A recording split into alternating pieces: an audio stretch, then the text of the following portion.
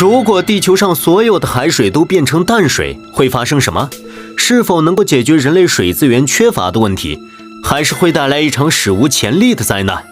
对于很多人来说，还意识不到水资源的重要性，尤其是生活在城市的人，不管是饮用水还是生活用水，都可以得到保障。当自来水全方位覆盖了家家户户时，人们依靠稳定的供水，对水的质量十分有信心。这些水资源会经过专门的加工和处理，最终供大家使用。和城市不同，不少农村直到目前为止仍然没有解决资源配置的问题，再加上气候不允许，缺水随处可见。按照国际组织给出的一组数据，70亿人口中将近1/7根本吃不上水，更别说卫生条件能符合当地的标准。那如果海水全部变成淡水，会不会解决人类的吃水问题呢？海水都变成淡水的第一天，海洋生物陆续开始死亡。物竞天择，适者生存。在经历了长达1万年的演变后，海洋生物早已适应了原先的居住和环境。在海水中，它们能够汲取充足的营养和氧气成分，维持自身正常呼吸。尤其是鱼类，它们的身体细胞逐渐适应了海水的渗透压，一旦换成淡水，将会从内部瓦解鱼类组织。一些藻类植物就更不用说了，它们的消失速度只会比鱼类还快。另外，海洋中的生物也会受到影响，因为它们适合生活在盐水环境中。一旦全部海水都变成淡水，杀伤力就相当于地面的生物缺氧一样。海藻，你知道多重要吗？虽然我们大多数认为地球上的氧气是由树木的光合作用提供的，但实际上这部分所占的比例非常小。超过70%的氧气实际来自藻类，由于其分布广、生命力强，能以较高的效率完成氧气的产生，这对现代人类社会非常的宝贵。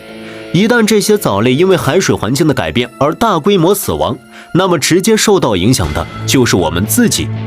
这些年，温室效应的加剧已经让地球陷入了一种死循环中。当海水全部变为淡水的1个月后，会出现海洋生物全部死亡的情况。别看这对人类没有什么影响，实际上那些从事海洋产业链的渔民将全部失业。没有冷库存海鲜作为支撑，沿海人民怕是要去喝西北风了。1年后，对人类的影响将会发生显著变化。由于海中的盐分逐渐分解直至消失，海水密度不断下降，最直接的情况就是造成气候不稳定。少了洋流调节气候，会发生地球板块运动、地震、火山喷发等层出不穷。也就1年的时间，地球将不再适合人类居住。因此，海洋中的盐对维持地球的平衡有着至关重要的作用。事实上，早期的海洋并不像现在这样富含盐分。45亿年前，地壳刚刚从炽热中冷却下来，这时候大气温度逐渐降低，水蒸气陆续形成，这导致地球上暴雨频发，许多水流汇聚在一起，最终形成了原始的海洋。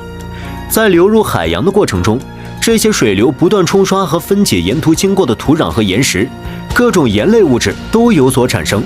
海底本身的地质活动也会将一部分盐溶解到海水中。有科学家就这个问题做出个计算，海水中盐的成分平铺到地球后所达到的高度是无法想象的。只可惜人类并没有利用好海水中的资源，而是任由全球变暖的速度加剧，最终导致盐成分越来越少，海水也逐渐淡化，最终导致大量的海水涌入赤道，再加上温度升高，加剧了冰川的融化。综上所述，如果地球上的海水全部变成淡水，当然可以彻底解决人类的用水问题，但是随之而来的将是整个人类生存的困境。从生态失衡到物种减少，再到气候突变，这些都不是人力可以拯救的。当然，即使我们想做也做不到。如果要解决缺水问题，不如用其他更有效的方法，而不是牺牲自己的生存。如今，水资源问题迫在眉睫，人类能够使用的水资源是有限的，但在于怎么寻找可用的资源是一个令人头疼的问题。不少科学家发明了海水淡化技术，从一定程度上解决淡水资源的危机。但科技终究是一把双刃剑，在解决危机的同时，又要消耗不少人力和物力，最终一些废水流入海洋是相当麻烦的。因此，当整个过程陷入无限循环，没有什么比节约和珍惜水资源更好的办法。当地球的环境日益恶化，人类拼命发展科技，是为了更好地保护地球，而不是为了逃离地球。